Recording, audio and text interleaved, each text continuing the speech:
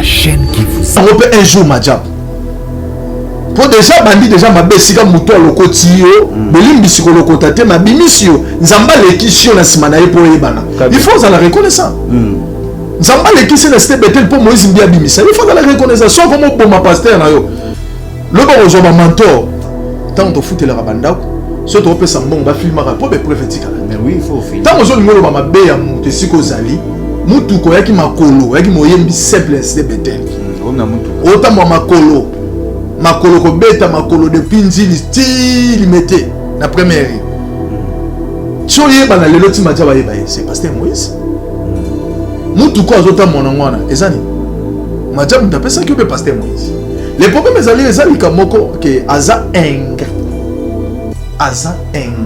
ya makasi frère wana akoza pe na bileke mabe po eloko asali na bibomba musique asala ngo pe na Madjab un jour pour faire Joël à comprendre que l'oiseau salango ils en a bateau babanda déjà au salango liboso ba pembo na bango au moins so déjà bandi déjà au sala ba forme ba makio na wana c'est que na sima na motango bandi au simbate et le ko pembo au moins tes grands frères n'avaient pas allé au salango Deniles il pas allé là ngo tanga monique et simbité et comme ko luka ba fundi ba kangaye so tanga ba biloko ba fundaye moko ba makio na pezali ayi mokonzi nango tia bandobimisa ba secret nango c'est que faut qu'on dimaye po ayebi yango ndenge ezalaka et liboso so to bandi komona prophète Joël a dit ko kosa biso to yeba ke mouvement o esani ezokokisama po to yeba ke soki to bandi komona na église à Philadelphie na Ipen pasteur azobima na pasteur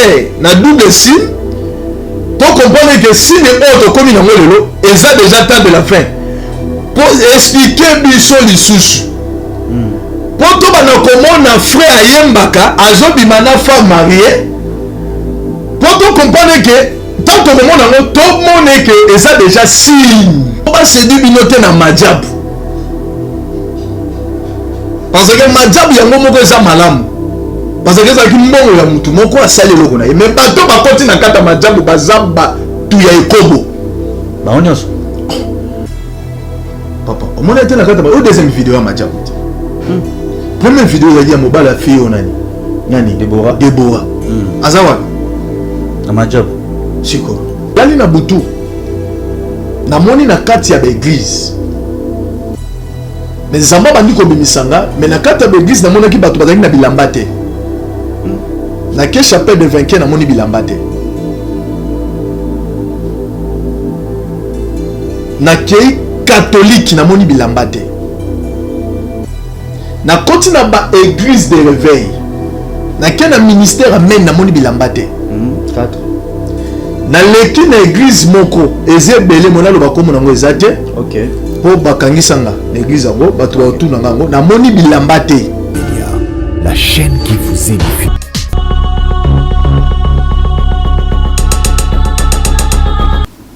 Voilà, shalom peuple de Dieu et bienvenue dans votre émission Parlement Céleste. Comme d'habitude, Awande Sikalola et Lobaka, Awa et Sikalola et Messana pour répondre à Bisso par rapport à la demande de ma prière. Tant ma communauté de Bisso, na Jérémie 33.3, invoque-moi, je te répondrai. Et Topesi Bananzam Benyanso, merci Bissika Bozali en tout cas. Polo A Pambola Bisso, Bible Talisi Bisso, là où 2 ou 3 sont réunis en son nom. Il est là au milieu de le Seigneur Jésus-Christ. Et je ne suis pas seul et je pense que c'est une surprise pour je suis avec l'homme de Dieu, le prophète Pachi Bomolo sur ce plateau. Et parce que lorsque tu es un homme de Dieu, surtout un vrai homme de Dieu, cette émission est pour vrai, ils ont pour édifier, pour nous consoler, pour le peuple de Dieu, ils ont béni, ils ont lobby, à Yakite. Voilà, va débuter dans le Sambo, tu peux l'homme de Dieu, parole, beauté, Moussala Nzambe. Oui, ça fait longtemps. Vraiment. Oui, tout ça. Depuis que Nzambe bazar au CPLA, et parce qu'à chaque fois, lorsque homme de Dieu, na qualité homme de Dieu, bénéfice payé à la considération par rapport, na puis que Nzambe nous pas la biso récompense ya basala Nzambe zozongela bango alors avant tout député dans le Sambo apesi parole pour na ba remerciement surtout bat bazo sambela pour na yo pour na musala na yo avancer o nzamba pesa yo et pourquoi pas ba mbote de partout na bato bazo lando pour la première. Oui, nzamba pambola bango pourquoi ba prière na bango ezokoma mingi belé nzambe na sima na bango na nzamba zo saela pe biso la pesi bango nyonso tumbote bana nzambe nyonso partout dans le monde et sika bazali nzambe ya pambola. Voilà, merci beaucoup, restez scotché branché. Alors Kambi biso na ensemble et puis tokota na maman ali comme nzambe merci na moment oyo tika ete gloire pe faveur na yo ezali ko na biso to telemeloza yo teza musika par le nom de Jésus. Amen. Amen. Merci beaucoup. Je dis un grand merci derrière la caméra, Monsieur Charlie Kanga Image Pro. Merci beaucoup pour la disponibilité et puis pour la disponibilité à Bana Nzambe Nyos pour la biso et on totiki ba occupation na obanda ko sala aux ali boso etandoki to peli boso ya portable na yo peu importe place aux ali le lobby il est le rémunérateur de celui qui les cherche. Il suffit qu'à croire qu'à travers cette émission, tu causes à la béni, édifier, et consoler, n'a pas problème, n'y a sort, tu causes à nango. Et j'en profite aussi, bissonan baoto s'abonner sur EHP Media pour la continuité, y a qui pour l'émission, à Basala Nzambe, et que ça vraiment, malam mengi. Et merci na yo mutu, au bisana pour soutenir, bisson na prière. Merci pour notre fidélité na yo à travers votre mission, notre mission. Parlement céleste, Tigete Nzambe vraiment à Pambola Bisso et tout ça la randenge que statique la Bisso. Aimez-vous les uns et les autres pour être baya mokili baya bake tous ali baye kolinanga. Voilà, ko kitana Bisso awa izara pambate parce que Bisso moko toyebi l'homme de Dieu le kola le prophète Pachi Bomolo alekaka na télévision te pour na pour ça la publicité. Il y a Malasito, il y a production ngolo, non, il y aura toujours pour notre bénéfice. Il y a Bananzambe, tant que c'est poussé par l'esprit que les hommes de Dieu parlent de la part du Seigneur. Il y a un Tony Papa, bon, ils ont marché comment? Non, par la grâce de Dieu, ça les ont les cas très bien. Les ambazo, zo pambola biso rende moa alingi, tozara qui na beni, zongi par rapport à la santé des rangers qui m'ont manqué, mais kalamingi te, na tika na une semaine pour na zonga, yango. La ligne qui vraiment n'a pas les capables il faut aller quand expliquer à Nzambe bah oh il va soutenir biso oh bah bon de la paix pour na biso que Moussa na bango zo salema yango zo remarquer la fille au tozana yo on a besoin la wala voilà Charlie Kanga balancer les biso image voilà un problème moko ya makasi faut les ba opérer le colo na nyonso zo mona le colo na nyonso famille na ye bande ko na ye ezana sœur nanga moko ya journaliste Abigail Eskazali que Dieu vous bénisse to alégé pambate to leki totali abi papa likambo to ko vantsa ngo bongo te il faut to soutenir ye bana nzambo mutema malamu tale tande ko na bina zana ngolelo eta o zana ngo eza eta ya otika ngote bato balingi bato bazana mutema malamu ya ko soutenir ba benga biso pour que ba soutenir ndeko mwasi wana et aux amis malaba image aux ndeto ko kende pona ko sungaye ndeto ko découvrir na Bible ezaki te pour abandaki ko seku sabatu to ko pesa ba prophétie mais ezaki na une chose abandaki ko sunga batu ko salisa et Christ aya yebisi biso aimez-vous les uns les autres pour ba mokili ba ke boza baninga na ngai bozali ba o ya ngai donc cela veut dire que même 10 francs en amour, 1 euro, 2 francs et qu'on contribue dans la santé en déco et ça vraiment Malamu Mingi et HP Media ils ont pour les numéros à l'homme de Dieu ils ont en bas écran place commis les prophètes Pachi Bomolo et ça la bien et te bibisonyo so moto à Semarata sa Malamu abuka rapi place à Malamu et ndinga na to mesana kolona na orphelinat et que mutazo souffrir bible de biso religion est pire sans tâche les arts pour se soutenir donc ticket nzamba pambola yo mutoza na d'ailleurs je dis un grand merci de ba maman nyoso ba mesana pour contribuer pour na bateau net ya boye azoka pasi maman Charlotte Android en tout cas ba maman tout aujourd'hui la biso en tout cas ka ya ngoyo oyo biso ba chrétien de tola la raté pour te refléter image à Jésus-Christ voilà les numéros est affiché na c'est et ba que même 1 euro na yo est vraiment important voilà merci pour to kota na maman na likamna biso ba nzambe ba yebi kene na zana sur ce plateau ils a pambate bazozela nini nzambe a lobeli yo nini nzambe atalisio surtout et coïncider na moment moko o na kotu na yo que les ana ba nzambe bili bazo penser surtout ba diaspora que à venir il y a église locale église de réveil ils a parteur soni na misu ya ba nzambe par rapport à ce qui se passe actualité chaque jour on les a la faire na fallait héritier bazo ça ba des autres mais ils a ba homme de Dieu alors point de vue on a nous d'abord na ono ces les cas par rapport à ça nzambe. Oui, le problème est allé nzamba pambola yo. Omoni o ezole kalelo. Ezelo ko yo ba oyo ba yebita ba ko revete pona. Très bien. Va comprendre déjà que l'Obama. Oui. Et l'autre sikizate. Et l'autre sikizate. Église corps de Christ. Il y a le bakana bato balobaka que église est enlevé. Bango bakanisa que ça ba building yo totongaka. Yangote vous allez enlever. Église vous allez enlever. Eza biso corps de Christ otoza ba otondimela yesu lokola mokonzi pe mobikisi. Ba otozo tambola sans tâche. Très bien. Ba otozo tambola ne lamba ya salité. Nde biso to vous allez enlever. Ozomona papa. Na moment oyo mwana nzambo aza ya solo a comprendre autant la Bible. Nde tanga o comprendre la Bible, nda comprendre que tant on est kolobande yango yo. Oh oui, c'est que bango nyonso to baseni babimi na bango. Babimi. Bandi koya na se ya ba polémique, bandi koya na se ya ba lokuta, bandi koya na se ya ba base. Po ba yeba na se na moy, mais biso tozana posa koyeba na se na moy te, mais tozana posa totambola malamu lokola Christ aloba na biso pour que na ta enlèvement koya, tozana enlever. Voilà, merci beaucoup. Nada sûr que Bande Koboza est belé et là j'en profite aussi n'a pas ça, serviteur de Dieu, n'a pas servante de Dieu, surtout au besoin soutenir Moussala en tout cas qui a été Nzambe à Mekana Kopambo la bino et puis merci pour na prière et question na bino lelo ezokoma na nzoto to na présence ya prophète Pachibo Molo et Pambate na belé to yebi que lorsque les carana média ils a rapporté à la édifier. Alors et là monsieur ezoboma ezali comportement, il y a basala nzambe minité mais en particulier ba prophète. Prophétie le lot ebake komagi pour édifier peuple de Dieu, pour peuple de Dieu à la consoler, à la bénir à travers prophétie. Mais le commis na ebité na yo mo so déjà appelle, est-ce que tu appelles mo ba benyo nanjela te? Non, appel par rapport à quoi? Appel prophète à benyo. On a toyé prophète Joël à comprendre que l'orazo salango ezana bato ba banda déjà au salango liboso. Ba pengo na bango. Au moins sur des jours bandits de la forme ba makio nawana c'est que na simana ngotango bandi aussi mbate et le copengo au moins tes grands frères n'avaient pas à la au salango Deniles il pas à la lango tanga monique et simbité et comme ko luka ba fundi ba kangaye so tana ba biloko ba fundaye moko ba makio na pezali ayi mokonzi nango tia ba nobimisa ba secret nango c'est que faut qu'on ndimaye po ayebi yango ndenge zalaka po yemoko ezalo ko ngamuta elinga maladi aïsina bi papa ni za awa malade biloko zo tambola ngana nzoto pona bela ngo déjà na koyeba ndenge zalaki. Très bien. Omona na koyeba ndengi e zalaki.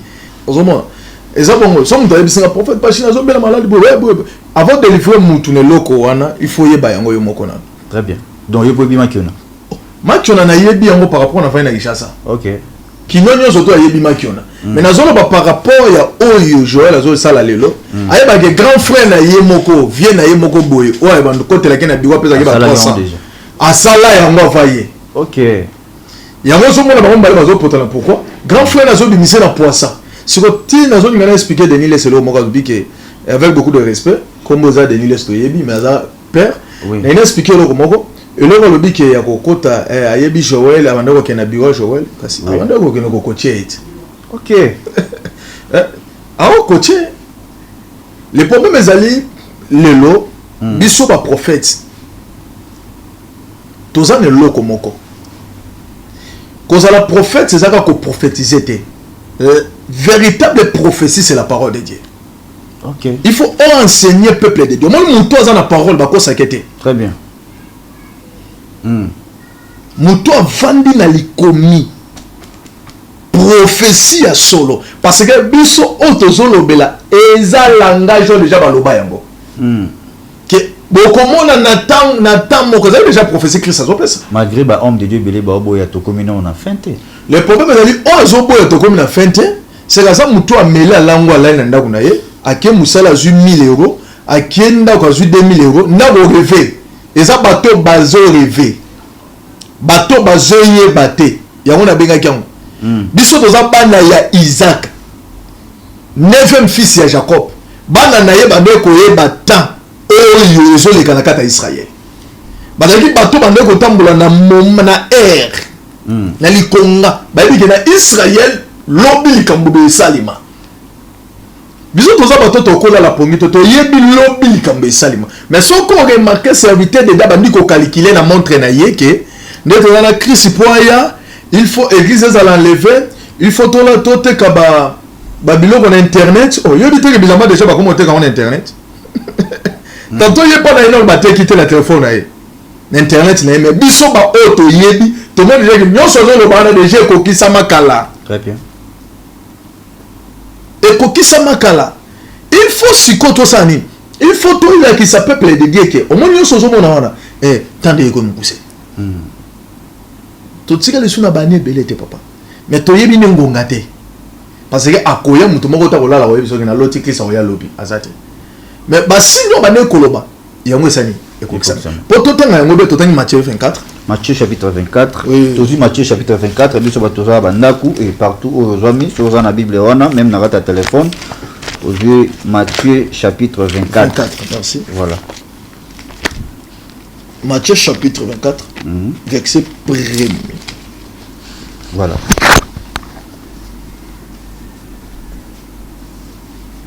Merci. Verset 1er. Ok, autant. Oui, vas-y. Nathalie n'a comme Amen. Comme Jésus, c'est allant en sortie du temple, ses disciples s'approchera pour lui et faire remarquer les constructions, mais il leur dit, voyez-vous tout cela, je vous le dis en vérité, il ne resterait pas ici pierre sur pierre, qui ne soit renversé. Donc il y en a 3.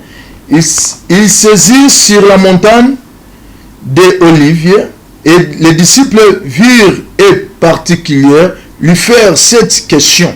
Dis-nous, car cela arrivera, d'il quel sera le signe de ton événement et de la fin du monde. Jésus lui répondit, prenez garde que personne ne vous séduise.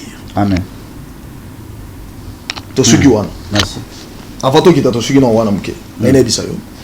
avaient un mouvement, il y a tant. Les disciples sont dans le langage oil. Le la Christ a été une zambé, mais elle a été une autre moto.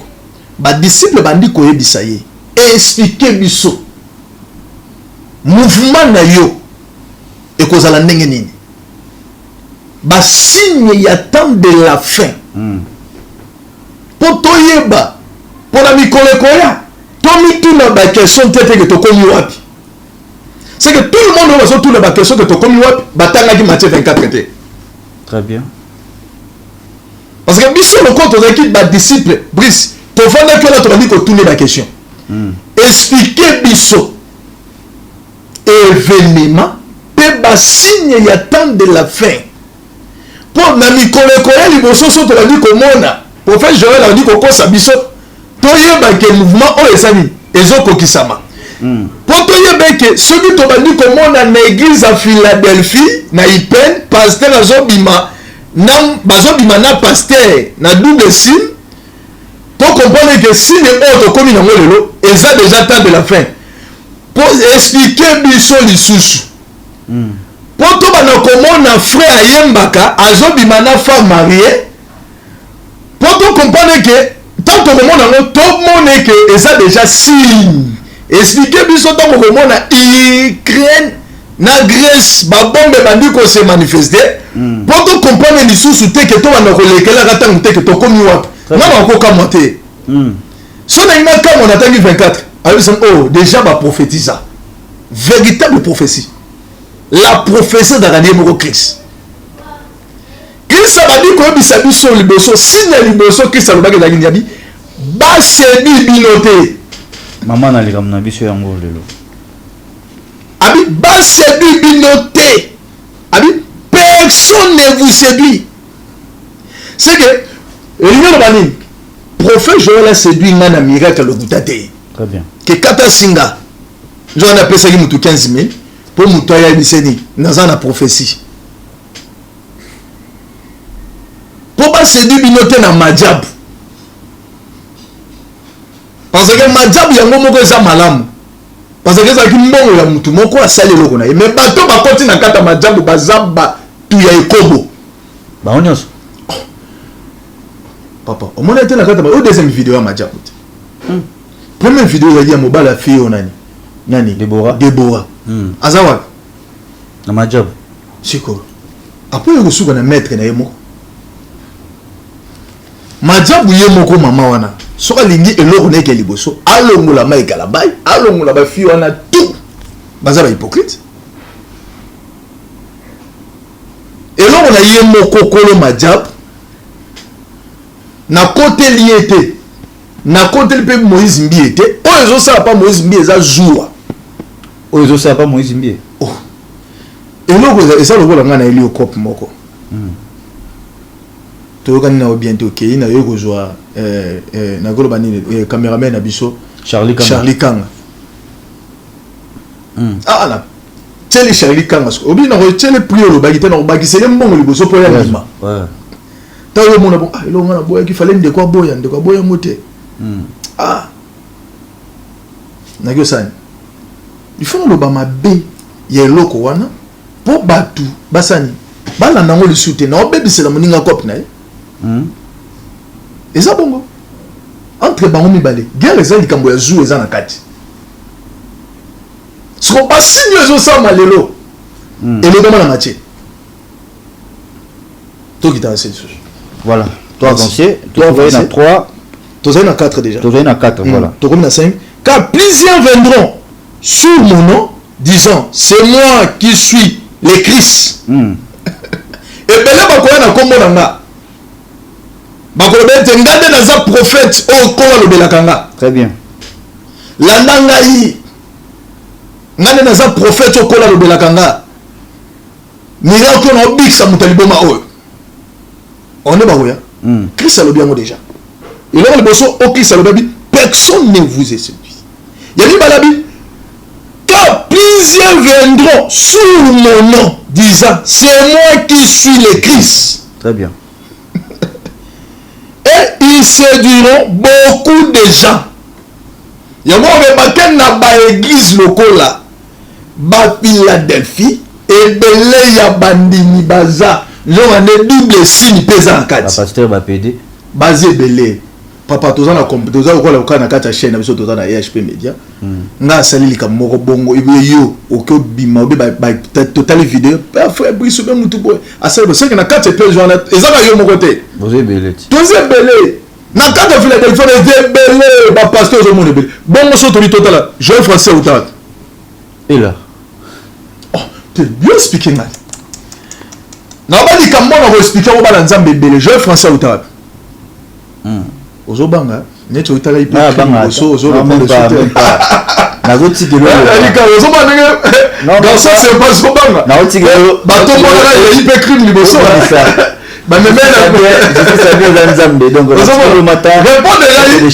nayebi orépondre mais naocomprendre te normalement lelo comme so kanga naozelama oloba oyi pourquoi naotiki oloba parce que nanga nayebisa yo baloba idéal likola cher prophète Joël que akoki ko porter plainte akoki c'est que ça la donc faut à la prudence non le problème est ali moto a dit que ça innocent ko ça le kamboana te toute vérité so moni moto non photo loba so to so baté au moins moment oh hein biso ni photo loba pour bango na bango moto hotel ma loba te non c'est là encore hein il faut to loba non c'est là oh so moni moto ko mi ko sala ki afunda ka bato c'est que ça déjà so moni de ki bandi ko misa mutakala na posa olinga te réputation ya mutakala ne bima alukaka bandaka kofunda mais il faut ça papa tokoloba soto à la prudence soto ke prison na kombo ya Yesu voilà merci vérité ne mutememi biso prison amen continue dadi continue tozoka nena tuna yo Joël Francis Autara Philadelphie sikoyo moto ipena mutakala ba bimana ye mwana mbali Philadelphie toujours c'est que place wa les années mais il faut épargner l'homme de Dieu le roi ba Toms ba Roland Dalo.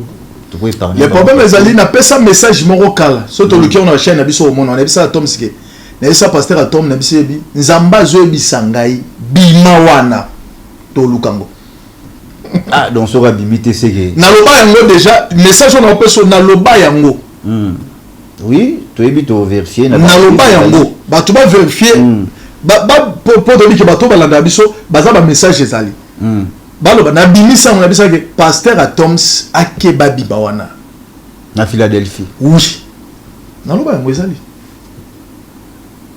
mais tant on appelle ça moi pour l'état mon frère à moi ici azali que Dieu te bénisse les frères l'évangéliste Longa appelle ça un message moko ya bongo yo kebisa pasteur à Toms mais le long na Philadelphie to ko épargner nani na minute oyo nzamba alayisinga eloko te mpona bango mpona bata ko épargner mais alayisinga bata mabe badia na kati si tozobake tomoni da 2 personnes mono abima asala rébellion na oyo aza na kati baza na kati ya mabe wana poso otali bien so landi nazobaka eza babiloko oyo boséduit biso bopesa biso image ya kozala basantu mais boza basantu te très bien toke frère wana azali nelobi na yolo frère wana ya vidéo ya makiona wana aza na kapela wana ne aza baba ça combien avec na jamais azoloba kitoko aloba bien papa eloko eza nango bongo nzambe akofrappe eloko mpo asenti kipabilité na nzoto na ye abeloko na tosala kuna eza bien te yo ndenge nzambe alobela mpe batakwiti oui nzambe alobaka mutu nyonso papa Brice les problèmes ezali toza na temps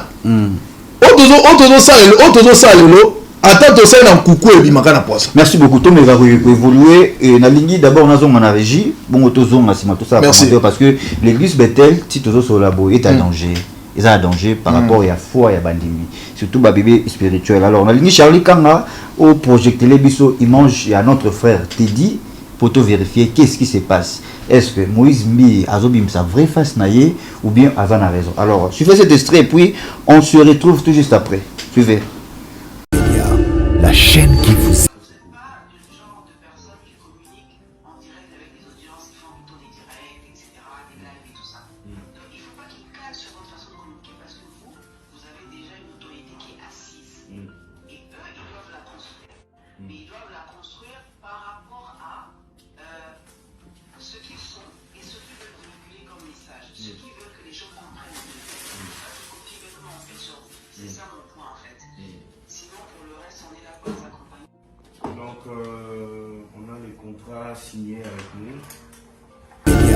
la chaîne qui vous sur ce plateau et un grand merci Nabana Bethel surtout Bambote même au Bazarana na poto ba diaspora Europe en Amérique na pesibino Bambote en tout cas tu es que tu solara bien on est là Ramazani Aurélie Allegra Nambote en tout cas bana ya site Bethel tout pesibino Bambote mais actualité msukui qu'est-ce qui se passe on dirait Madjabou Bazo continue toujours Koling et la Moïse Mbi boule de Bakino Balobara donc Bazara na boule Bakoisa Moïse Mbi akoya parteur mais la vidéo totala otola ninga na yo tomoni comment Moïse Mbi azo verser mbongo et puis bache caméra cachée et notre frère Totikoloba Azawana asala ki live naé pour na bandeko ba otikotala et ba moni que alobi que azwara $25 la vidéo le dit au contraire alors tozongi pas na yo est-ce que Moïse Mbi toujours découvrir vraie face naïe ou bien jusqu'à maintenant Moïse Mbi a toujours raison. Voilà. Na auto le belo moko awa elo zo sala Moïse Mbi na mai kalamba eza mo zuwa mona kanzi. Par rapport kopa majab et yaki na bona pas Moïse Mbi. Ouais. Moïse Mbi andimi na yango te. Mo so to za ba pi lelo. To ko malikambo moko ke songa na boya yango pour fesani. Il faut boya. Est-ce qu'on ndeko na yenda saela kyango te? Ndeko na la ni lokoso ya mbongo balakisi ebele. Et ça moninga passé. Parce que zuwa wana ndetini papa pasteur Moïse aleka na kati ya na média et na télévision na cher aloba makambo aloba ki akoloba o lelo mote peli. Mais pendant ndeko te dit vidéo na otolanda aza ingrat. Na koloba nini la nanga. Même ngaso na kela moina biwa pasteur Moïse mbia opesa $25 te. Bon kaka muto yo mono aya yeminze mo sali succès soko on ezaki ni po ba vidéo na landaki yango ba trozo ba est-ce que eloko ni elakisi ke zambongo o ya PC ya contrat les zambongo en contrat yango ba opesa papa même biso ana kata Congo na Kinshasa tant to futela ka bandako so to opesa mbongo ba filmaka po be prophétique mais oui il faut filmer tant zo ngolo ba mabe ya muto siko zali mutu ko yaki makolo yaki moyembi simple de Bethel na mutu ko ota makolo ko beta makolo de pinzili style mete na première choye bana lelo ti maja ba yeba c'est pasteur Moïse mutu ko azota mona ngwana ezani maja muta pesa ki be pasteur Moïse les problèmes ezali kamoko ke aza ingrat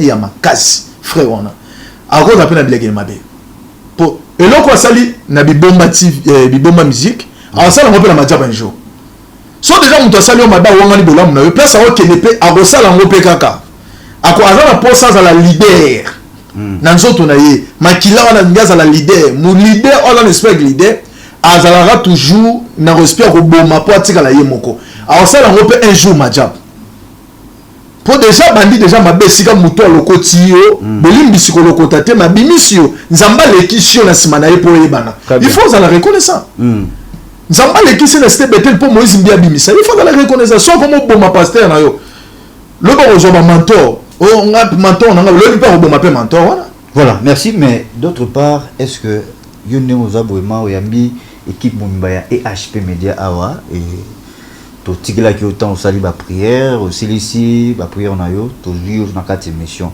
to kende pesi biso mbongo mozui caméra au biso. Est-ce que ça s'est fait un homme de Dieu na ina lobelo moko wana za mbongo ya caméra te wana za transport miso bandeko ba yo talanga na otina mo caméra point wana za contrat pour le bobo ma contrat te ba filmaka. OK. Caméra les a caméra cachette so tango zo tambola les a bazo filmer donc to condamné pasteur Moïse Mbi bazo filmer tango zo signer faut pas filmer pour le boko boya ngote kasi lo be bomier yangote Moïse Mbi amona déjà musika nzamba zo salele loko moko abise filmer yango mais ya ba été que lo bana bazo bisa ba filmer par rapport au lobi mutu moko azana amakayen mais non Ozomon. Ozomon. Et ça, il faut attirer la caméra. Et ça, on a lu tout le bâti. Ozo signé contrat moko que le prophète Pachinde Rosana ou bien la compagnie Nangaï ozo y travailler. Tu signé contrat. On dimi. Papa, on y peut se remettre 125 000. So, au salon, on va bon sang filmer. Voilà, merci beaucoup. Avant tout, un message na yo, tu as une question moko parce que on a bandé go baoze la mouille belé ça. Question par rapport à la génération où ils ont l'îlot et génération il y a prophète Pachi génération il y a prophète Joël Francis topesi pembote place à Zolanda biso génération il y a Tocha bao nyonso toyebi lelo ba Mike Kalambai ba Moïse Mbi vous avez une génération moko alors surtout une génération il y a ba papa ba kinakala et tout le monde que ba bêtise plus beaucoup ezo salema na kati ya génération oh qu'est-ce qui se passe et lelo ba nzambe belé ba komi ben crédit à cause na bino bazon di masusote que basala nzambe ba existaka alors mingi pe bazotala yo et pour tout dans système akaye awate parce que ata to chekaye prophète Pacha Olobanega boy donc cela ils ont empêché pété biso batoza na bandaku ya koyeba ko vérifier lokola l'homme de Dieu au azali l'œil de l'Éternel et puis les to ya nzambe banani baza na kati ya faux oyo baza na posa ya répatance voilà ceux qui bazali au rotangara nombre ce que c'était ba kombo na préféré à la ta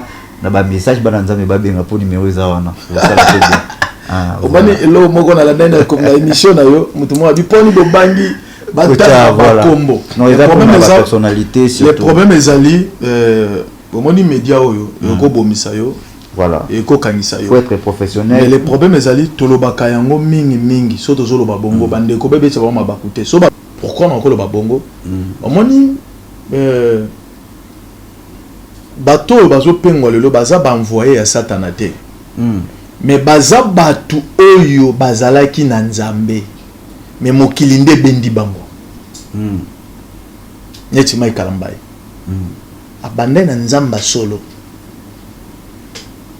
tant muto comme na koluka mbongo akomi ko envier na koma lokola oyo na somba neti oyo bakoya les diables za na ka koya po séduire ni okati papa ayo ebiso ke moma mbo moni nzambe na jardin de nene za ndene nzambe biso ba bibolia obolia te satana yo sana ni okayo ko séduire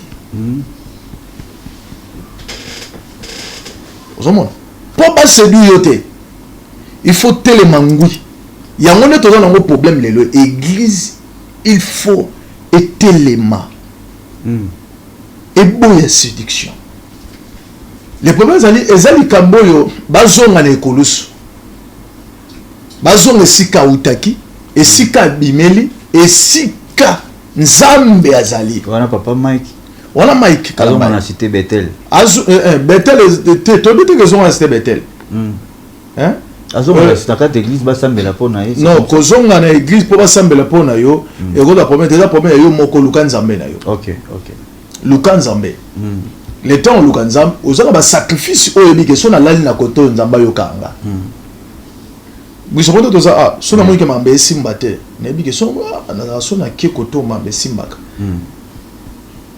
na tali misu nanga na simba na miyekte na luki nzambe na ngana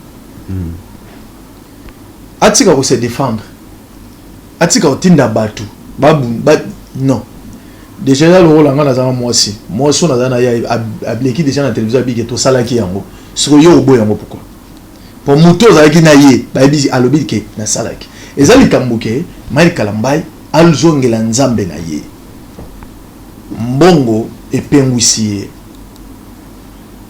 Mais vous êtes conscient quand même que génération n'a vu la génération mort ils ont eu ma église corps du Christ et son église locale. Génération ya bato nyoka kosi bango nde bazo kisa.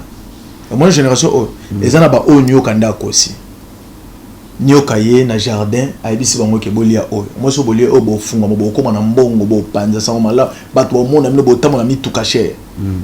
Mais ayebisi bango te ke conséquence ni na se ko salema. Tout mais un peu que zoba population té topé ba chrétien ba otala biso to zoba ba monter parce que tu as vu que n'engé prophète pachi bo mola fandi boye aux ala ba niveau au sur les cas dans monde la spiritualité cela veut dire ils en a ba péché muso ko sala o to ko lo baté que diable a tenté yo non ils a ba péché moko comme volontairement yo moko au saliamo alors on a koka témoignage ya la servante de Dieu to benga ebongo parce que nzambe nda ko juger zawadi ko lo ba que babanda ki ya liboso ya mibale ya misatu izola que ça que le pasteur Mike Kalamba a changé de les côtés il a tenté ndemo lobi que diable nda ya kipo asala sokini pasteur Mike Kalamba a tenté asala kiango na faiblesse en OK ko lo ba ko tenter za lo ba mutu moka yeko séduire yo banda ko boya botiti non to déjà comme 1 2 3 to lo ba ni son mona ya mo sa botaka liboso ba neza ku oui mais ce comme ya mibali ya misa de ce côté comme il faut o comme ko sala ngo oui et comme volonté so eza eloko moko akweyisa mina ndenge na ye posa na ye tindi ye akweya. Voilà, merci beaucoup. Donc nanyo soana mutakoki ko se repentir ko lukanzambe zali le frère Mike Kalambai. To conclure wana bananzambe bayoki et nous touchons déjà vers la fin de cette émission même ba question za mo mingi pona ko lobela pona éclaircissement et surtout to yambio et na considération ba sala nzambe to yebi que l'œil de l'Éternel les a liboso pambate marambunyo so loba depuis des années et sila na kokokisama. Alors to meke un peu pour avancer les sous-suppos et ça là vraiment malamu mingi. Na étape où to komi yo moko tan ozotala et ozape moko ya bakambi église comme la église alors on a kotala l'église corps du Christ église locale église de réveil ou bino basala nzambe bozo ko kambama avenir nango ezawapi lelo bénéfice ya bana nzambe na kati so totali cité Bethel totali Philadelphie toti koloba totali l'église mususu ba Mike Kalamba ba kambara songolo avenir na bango ezawapi papa. Matthieu 24 chapitre 1er balobeni omoni église wana botongi wana kesabi na osani na obuka ngona mukolo moko be na osani na tongola mukolo moko ezaki le langage prophétique bino bato boye ko buka église boko isango be église na bango bao ba benga basala nzambe nzamba ko longola bango pe ko sekwisa ya sika. Très bien.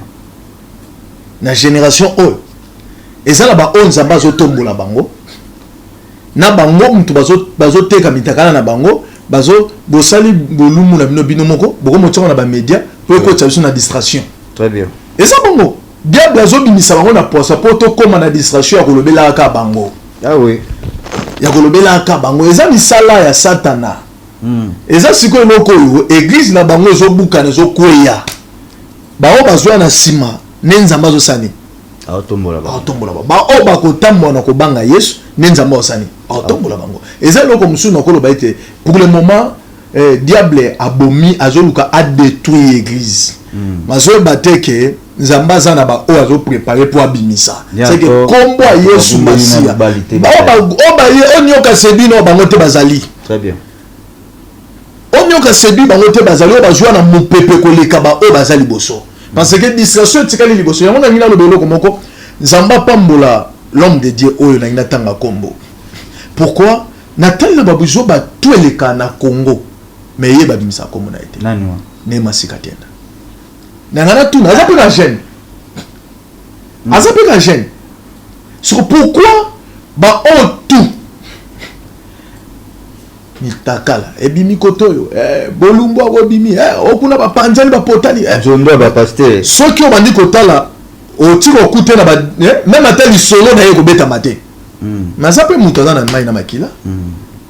Donc cela veut dire tout prier pour na ba oyo batikali non tout prier pour na ba oyo batikali po bakoyesama na tentation te. OK, et moro na bango toki tozonga mwa moke na kati ya Philadelphie ozwaki message ya koyebisa papa Toms ayeba na kokite église wana mais jusqu'à maintenant za wana. Alors le quoi est comme non trop tard te na éviter parce que par rapport à troisième et na yo na éviter ce comme trop tard mais est-ce que tokoki toujours ko prier pour naye place azali nzambe a socialiser pas ça pour quitter parce que jusqu'à maintenant à part yo za ba message pe bima et belé j'ai salué l'homme de Dieu à Rongongo après ça déjà un message moko bongo na Irlande bambote belé place aux alliés. Alors est-ce qu'il faut tout prier pour naye pour ça l'effort na kolobelo moko bolimbisa na beti mutu libakute po na ngai na kata Philadelphie na ba oyo sala mape sala maga nzamba limbisanga na moni bo nzambe te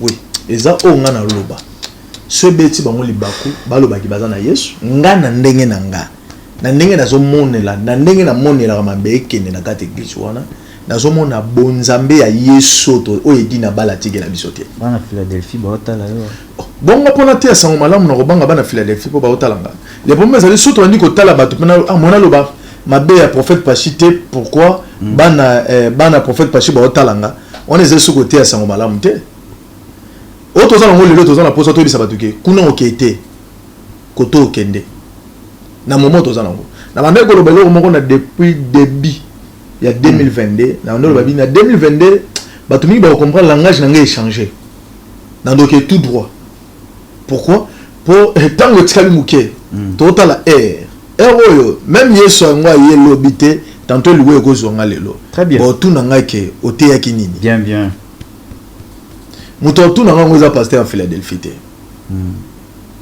ezate que son mona mabeneti likambo bolumbu pasteur balo bageza solo te po ba vidéo ezali non ba vidéo ezali ba tunyos pas moni mais est-ce qu'ils ont cliqué ba tout bazana kata Philadelphie c'est ça le problème yo tozo pas mona na ngai ake asali mabe ayi bibilo kwa batu ba ofinga nani papa c'est quoi pour l'éducation voilà merci congolais ba congolais toza Congo peuple yo ba ofinga nani ba ofinga ba congolais en général et zappé batunyo sauté mais moro na ba onde ba fingi si batunyo les problèmes ezali mais la réponse pour batia yo comme serviteur de deux photos na miso molimo très bien ce que muto comme ça que pasteur atala ite que ozana na eza première fois te on m'a déjà sur au commis déjà là au sali kama liboso ya mi balé vidéo na yo bimi bongo c'est les amena livré yo merci beaucoup les amena livré yo Philadelphie bazongela Yesu message on zamba tininga merci beaucoup ba pasteur ebele na kati ya Philadelphie soki papa Roland a ota l'émission oyo abenga bango bazongela Yesu pasteur Atoms c'est un vrai serviteur de Dieu amen c'est un serviteur de Dieu oyo bazaki ponga na bimeli moyembi bazaki moto na bazaki sona ni répertoire na ye na ni na santara ba char de poule très bien c'est un serviteur de Dieu de Jésus-Christ de Nazareth mais a neka kotuna Yesu ya salelaka ce qui permet nazali bankosi bazate très bien pourquoi au moins un message ba ko négligent pour bana après ça on a YouTube parce que YouTube bébé comme ba message ba pasteur à YouTube mais na kati ba pasteur à YouTube ezana ba ope baza Yesu merci beaucoup et c'est lokoyo message onza mapesenga na okolo bango ouais vas-y na lali na butu na moni na kati ya l'église mais zamba bandi ko bimisanga mais na kati ya l'église na moni ki batu bazaki na bilamba te na ke chapelle de vainqueur na moni bilamba te na ke catholique na moni bilamba te na koti na ba église de réveil na ke na ministère amen na moni bilamba te 4 na leki na église moko ezebele mona lo bakomo nango ezate OK po bakangisanga na église yango bato ba otuna ngango na moni bilamba te na moni na église ebele ya ba prophète ba makio na lelo na moni bilamba te OK na tuni nzambe pourquoi bato baosambela baza bolumbu babi nzambe bisinga bi baza bato bamemi déjà bango bato baséduit bango mpe bazokroaka na bato wana nde batikali bolumbu baza susu na ngamba bato balati bilamba ya pembe kende tala bato balati bilamba ya pembe nde bato ngai nzambe naza na bango mais natamboli Congo ou bien Afrique namoni kaka e 4 églises nde balati bilamba ya pembe mais na otanga bakomona bango sima. Ok, et na préféré kutu au basé belé na sima on tapait l'homme de Dieu numéro est affiché wana et compte tenu pe ya discipline ya émission déjà toujours nombre wana alors yom tous on a besoin pour progresser oui ba l'église verticale peut-être aux appels na kati appeler l'homme de Dieu numéro est affiché na bas écran place comme prophète Pachi Bomolo et ça là vraiment très bien kitoko. Mais est-ce que baraka un prophète lorsqu'il a sa prophétie après Kokisami c'est ça un vrai prophète? Le problème est allé un vrai prophète pour te yebaye avant de clôturer autant en Nombre chapitre 12. Nombre chapitre 12. Avant de Nombre chapitre 12. De comprendre prophète surtout tu ango bindate bato ba ko tanga ngo men na bandako to expliquer ngo bango pour Nombre chapitre 12 aux yango oko banda otangela biso yango na verset Nombre chapitre 12 verset 1er Nombre chapitre 12 verset 1er. Yes. Marie et Aaron parleront contre Moïse. Non, Nombre chapitre 12 verset 16. Verset 16. Ok. Après, merci Nathan. Amen. Après cela, le peuple partit de Arcéron et il campa dans le désert des parents. Merci. L'Éternel parlait à Moïse et dit, envoyez les hommes pour explorer les pays de Canaan que j'ai donné aux enfants d'Israël. Tu verseras un homme de chacun des tribus de leur père. Non, pardon. Aucun Deutéronome, pardon. Deutéronome. Oui. Deutéronome chapitre 13. Deutéronome chapitre 13, verset. Deutéronome chapitre 13, au Tanya, on a verset 1er. Le verset 1er. S'il s'élève au milieu de toi un prophète, Amen. Merci. Ou un sogeur qui t'annonce un signe ou un prodige et qu'il y ait accomplissement du signe ou du prodige dont il t'a parlé en disant allons après d'autres dieux, de dieux que tu ne connais point et servons-le. Tu n'écouteras pas les paroles de ces prophètes ou de ces songeurs. Merci. Et là on est à Gloire à Jésus. Ce qui prophète a eu le na yo alobi genzamba tininga. Peseni litoi yokai. Oyoki ye alobi akolobelo pe malobo ya yo omona opena ke oui eza vrai. Très bien. Mais ce qui abandi koyela yo ba cérémonie tobenga ngo lokola mama zo matiti moko chawana kendo sokola yango zo poudre tia na mai zo mungu ebele tia na mai zo makasa moko tia obandi komona ba cérémonie na ye abandi koyela ba nzambe moko oyo yebeli mutu na makote somba mai ya makila obe somba ni comprendre bala moko ke aza ya bisote. Pourquoi on comprend les aza ya bisote? Parce que même nganga nzambe pa kolo tien ndoto. Très bien. Oh, parce que ndoto za la ya nzambe. Ah ouais. Nganga pa lota ndoto. Ah oui. Oh. Remarquez où azolota ndoto wana zaki nani?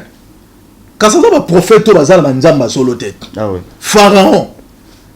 Azabi prophète parce que l'autre type ndoto. Un songeur. Mais explication nango ndezate. Ah ouais. Ba prophète wana eza bato bazo sala buzo balelo, bato bazo kota ba makiona, bato bazo sala ba miracle buzo ba, bato bakomi koteka basi bato bakomi kosa o remarquer ba signe on va comprendre bazali o remarquer ba signe on va comprendre que oyo aza prophète na nzambonga na yebite lokola Yesu aza prophète ya banzambe ya Baal pour na kati ya Baal pe bazali na ba prophète. Très bien.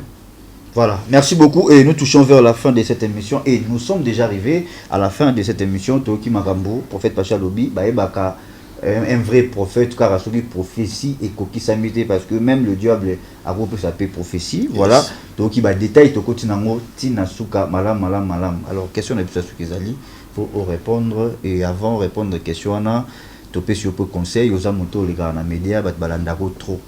Et ce dernier temps, on dirait, au commis, moi, on a un problème dans le bateau. Malgré silence dans les oloba, on dirait, na moi, sima, bateau, bazoloba, pe, maramba, propos, nayo, et on a déjà un appel, il y a l'homme de Dieu, Otopé Simboté, collaborateur, naïe, M. Jumi, Azali, Moutou, Azali, secrétaire, il y a Papa Nabiso, prophète Condé. Donc, Otopé Bambo, tu as été conseiller au Pémingi par rapport au ministère, nayo, Zosunga, Bananzambe, mais quelque part, aux appels combattis, c'est normal, mais. Yomoro na yomoro tango ka ba mwana esala ko ndenge nini est-ce que ça ba combat ya vie ou bien yomoro pe ozana ma faut bongisa pour que au marché pe bien en te ngada na yamba Yesu na combat vite pour vina ngam data muzango ezala Yesu amen na ozana combat vite so na yeba Yesu te ndo mona moi satana ya samba ba intimidation na mais le quoi na ndima Yesu na yebi Yesu na zangi lelo Yesu na permettre pour le ba opesa mali susu les promesses ali babitumana ezoya par rapport à quoi comment ni so babundisi yo te oza nzambe te. Très bien. Il faut babundisa yo ko bundisa biso sera ba véritable mission to sala mais Paul alobi combat les bons combats pris dana biso lo mo yemo pe Paul akima bitumba Paul yemoko abundisa makima tia komi ko lobono mona baleza no mo ko no bala te ba combat musu ozangi sona maila obala hein et ça ba biloko Yesu yemoko da combattre pour sentir place dans na ko ya na yo donc pour na ko loba que et tant que zo vivre pe un homme de Dieu surtout marié olingi to loba bongo non na ko loba bongo pe bongo pe loko zo ko la vidéo ya ba frère na biso ya ba frère na biso ezani pourquoi bazolinga nde obala te yango zo mona ba mitakala bango zo bima poisa parce que tango obala e bomba yo pe so za marié e bomba yo pourquoi aux apprenants na ba dégâts ebelete aux enfants na ba dégâts ebelete yango nzamba sunga bango eza ba dégâts ebelete o mona kaka ngana ndima ba divorce ba sa nzambe te o musanze mo abalaka po divorcer o koma so la ndeli bio mona ko no nzamba ba ka za yanga te so faut sala ngo nzamba ngalo ba ite. Voilà, merci beaucoup et nous sommes arrivés à la fin de cette émission. Avant Natikayo, Pambola Bananzambe, je dis un grand merci à la chanteuse, la servante de Dieu, Sandra Mbouyi. Azo Landapé, mission et pourquoi pas, on appelle ça Tania Lenga depuis la France. Je dis un grand merci à maman Ornella Ramazani à Londres, Aurélie Allegra et pourquoi pas maman Megena en Vex, en Belgique. Et là, je vois directement notre maman GH parce que Bazaba, cousine Bandeko et notre papa Osé Amani. En tout cas, merci beaucoup. Naba serviteur de Dieu de partout. Maman Nyoso, vous autres la biso, na France, na Belgique, Angleterre, États-Unis. En tout cas, nous sommes toujours de cœur avec vous et vous continuez toujours pour prier pour cette émission. Force Nabiso et c'était bel et bien votre humble serviteur, les prophètes Pachi Bomolo et Nabi Ketoza béni, Biso vaut mieux la fin d'une chose qu'est au commencement et au manquer qu'on soit bénédiction n'a été na katia émission Oyo et merci aussi à vous na ndingo ya bibiso pour na ko yo kato ko formula ba nzambe bosolo surtout na ce qui se passe dans la République démocratique du Congo, salité à Basala Nzambe et Toki l'homme de Dieu a péci biso ba piste et à discerner qui est vrai Nanyaza dans les faux. En tout cas, Wazala Matoya Koyoka Ayoka, un grand merci na ba soutien na bino, restez toujours scotché branché sur cette émission et moi je vous laisse Pamboli Bananzambe au clôture émission na prière. Merci. Bye bye.